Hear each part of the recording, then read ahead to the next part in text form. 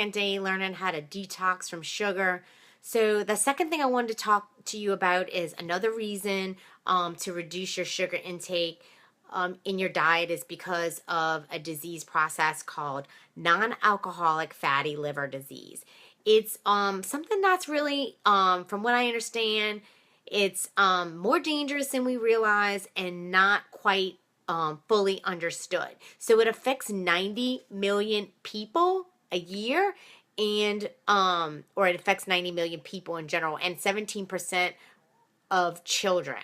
So we know that with a fatty liver, the reason why this is so dangerous is because research shows us that carbs, not fat, actually produce more fat in your liver and in your belly.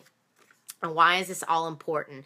So the process to this is the sugar switches on fat production in your liver. And so the sugar is the worst of these is fructose, and one of them you probably heard in the media, it's high fructose corn syrup. And so when the liver just sucks this up, it creates liver disease.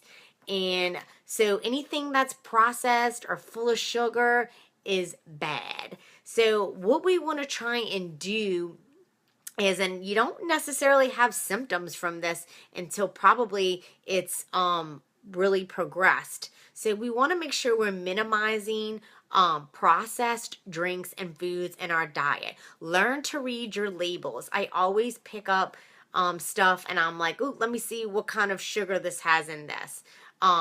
If it's down at the bottom, that usually means it has the least amount. If it's high fructose corn syrup and it's the first ingredient, that means it has the most of it.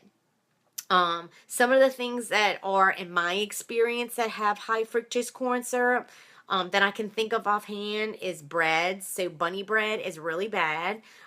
Candy, obviously.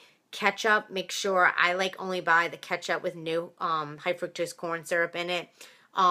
Cereals, boxed macaroni, and cheese, certain crackers. That's just to name a few. And if you think about that, most of that is processed foods. Now, I do eat some processed, but most of it, I would say 90% of my diet is probably meats, and I don't eat a ton of processed foods. So the way you can change your diet is, I'm going to give you some examples. You want to have healthy fats in your diet. So that's one thing. And later on in the week, I'll talk about healthy carbs. But some more healthy fats that you can have in your diet are avocados, real butter, or ghee, which is clarified butter. You can have coconut oil or coconut milk, extra virgin olive oil, raw cashews, pecans, walnuts, peanuts, almonds, pistachios. But these are all in moderation. When you eat those, it should really only be I wouldn't even say a fourth of a cup. It's probably less than that. You can eat hummus. You can eat cheese, but you want to eat feta, goat, mozzarella, cheddar, provolone, parmesan, Monterey Jack. You don't want to eat American cheese. That's processed. And all of these have to be portioned out. So just because they're good, you can't have an excess amount of them. So maybe later on in the week, maybe tomorrow, I'll talk about some healthy carbs that you can have.